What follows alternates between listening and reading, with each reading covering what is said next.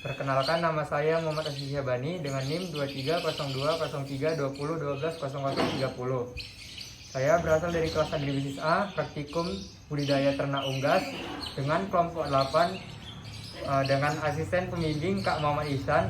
Pada kesempatan kali ini, saya akan melaksanakan praktikum yang kedua, yaitu anatomi ternak unggas.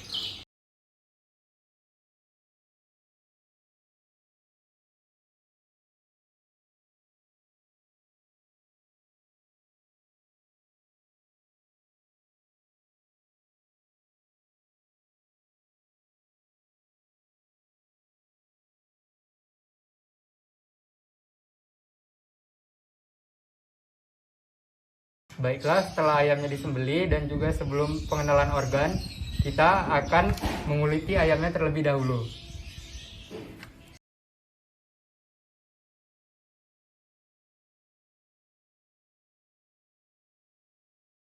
Pada praktikum budidaya ternak unggas kali ini, saya menggunakan ayam jantan.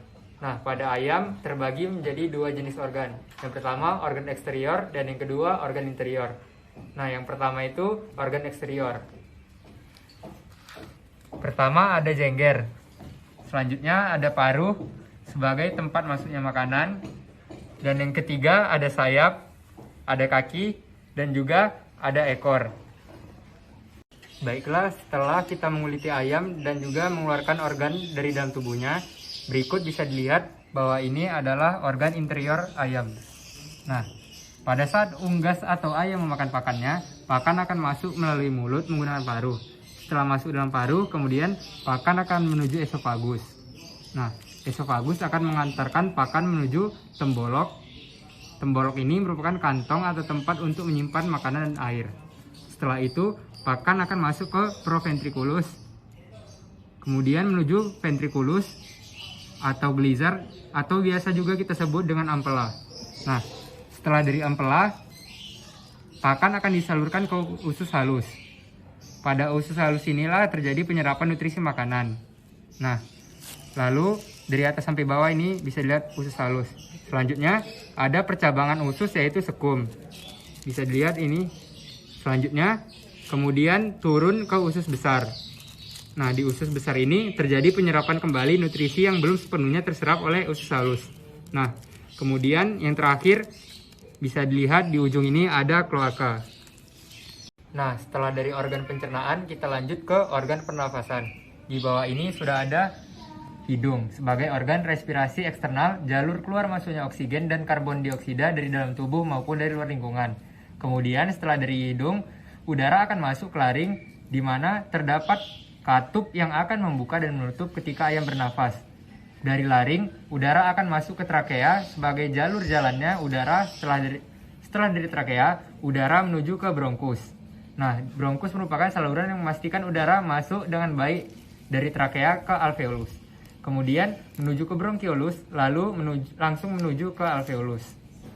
Paru-paru ada dua, yaitu di kanan di mana terdapat 3 gelambir dan paru-paru di kiri yang memiliki 2 gelambir. Fungsi utamanya adalah untuk pertukaran O2 dan CO2. Baiklah, selanjutnya kita masuk ke bagian 3, yaitu organ reproduksi. Nah, di ayam terdapat sepasang testis. Testis pada unggas jantan terletak di dalam, tepatnya bagian atas abdominal pada anterior akhir ginjal. Testis berfungsi untuk menghasilkan hormon jantan atau androgen dan menghasilkan sel sperma. Dari testis menuju epididymis merupakan organ berbentuk pipa panjang yang terletak di dorsal medial testis yang fungsinya sebagai saluran jalannya spermatozoa dan pematangan spermatozoa. Nah, dari epididymis menuju ke vas deferens. Nah, vas deferens berjumlah sepasang yang merupakan saluran berkelok-kelok. Fungsinya ialah sebagai alat transportasi semen menuju kloaka serta menjadi tempat sementara semen sebelum ejakulasi. Baiklah, selanjutnya adalah penyakit yang menyerang unggas. Umumnya ada 4 jenis. Yang pertama ialah penyakit viral yang disebabkan oleh virus. Selanjutnya ada penyakit mikal yang disebabkan oleh jamur. Dan yang ketiga ada penyakit bakteri yang disebabkan oleh bakteri. Dan yang terakhir ada penyakit parasit yang disebabkan oleh parasit. Baiklah, contoh nama penyakitnya adalah yang pertama itu TTLO atau Newcastle disease.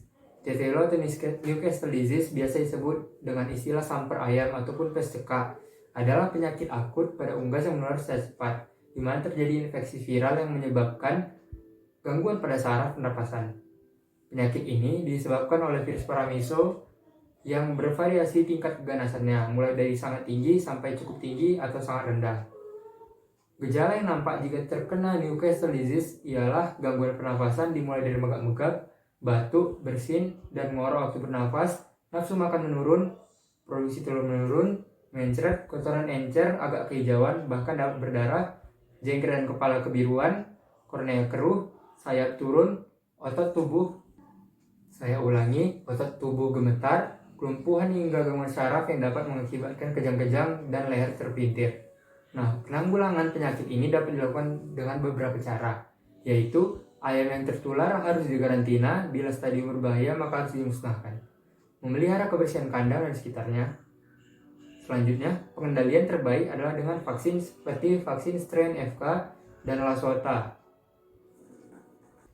Selanjutnya ada penyakit snot atau coryza. Penyakit ini disebabkan oleh bakteri Haemophilus gallinarum. Snot ini dapat menyerang semua umur ayam dan terutama dia menyerang anak ayam. Biasanya penyakit ini muncul akibat adanya perubahan musim dan banyak ditemukan di daerah tropis. Angka morbiditas kawanan unggas bervariasi antara 1-30%. Mortalitas atau angka kematian yang ditimbulkan oleh penyakit ini mencapai 30%. Cara penularan penyakit ini antara lain melalui kontak langsung dengan ayam yang sakit, melalui udara, debu, pakan, air minum, petugas kandang, dan peralatan yang digunakan. Gejala yang dapat diamati antara lain pengeluaran cairan air mata, ayam terlihat mengantuk dengan sayapnya yang turun atau menggantung. Selanjutnya ada keluar lendir dari hidung, kental, berwarna keputingan, dan berbau khas. Nah, untuk pengobatan yang dapat dilakukan dari penyakit ini adalah dengan pemberian preparat sulfat seperti sulfadimetoksin atau sulfatiazole. Nah, yang ketiga ada wholepox, disebut juga dengan sorehead, avian diphtheria atau cacar ayam. Penyakit ini adalah penyakit cacar yang menyerang unggas terutama ayam. Penyakit ini tergolong menular yang disebabkan oleh virus. Pada bentuk kering, angka kesakitan dan angka kematian rendah, yaitu 1-2% saja. Tetapi pada bentuk basah, angka kematian bisa mencapai 5%. Pada ayam petelur umumnya menginfeksi pada saat mulai bertelur. Pada ayam pedaging menyebabkan pertumbuhan terhambat. Penularan penyakit ini dapat terjadi melalui udara, gigitan nyamuk terinfeksi, atau mungkin dengan tertelannya kropeng penderita penyakit yang terkelupas. Gejala klinis terjadi dalam 3 bentuk. 3 bentuk atau dari 3 kombinasi tersebut, yaitu pada lesi di kulit, di daerah kepala, di tempat yang tidak berbulu seperti kaki dan pantat. Gejala ini berlangsung antara 3-4 minggu, akan tetapi jika terjadi komplikasi dapat berlangsung lama. Pencegahan dan pengobatan yang dapat untuk menyembuhi penyakit ini ialah dengan mengelesi iodium pada luka cacar dan memberi vaksin virus cacar unggas hidup. Selanjutnya ada pulorum atau berak kapur.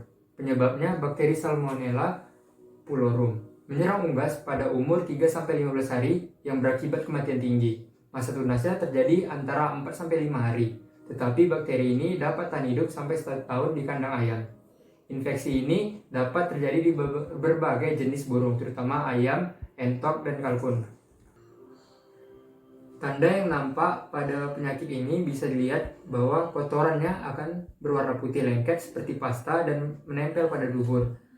Tubuh lemah lesu, mengantuk kedinginan, cepat terengah bulu kusam, sayap menggantung, dan kadang terjadi kelumpuhan. Penularannya terjadi terutama dari telur, dan penyebarannya berlangsung di pengeraman, penetasan, kotaan ayam, kandang yang tercemar, peralatan, burung liar, dan limbah peternakan. Pencegahan yang dapat kita lakukan ialah dengan menjaga kebersihan kandang serta makan dan minum, isolasi ayam yang sakit, dan juga pengobatan dengan obat jenis sulfa dan antibiotik. Nah, demikian hasil dari video acara kedua saya. Mohon maaf apabila ada kesalahan kata. Semoga yang saya bawakan pada materi kali ini bisa bermanfaat untuk kita semua. Assalamualaikum warahmatullahi wabarakatuh.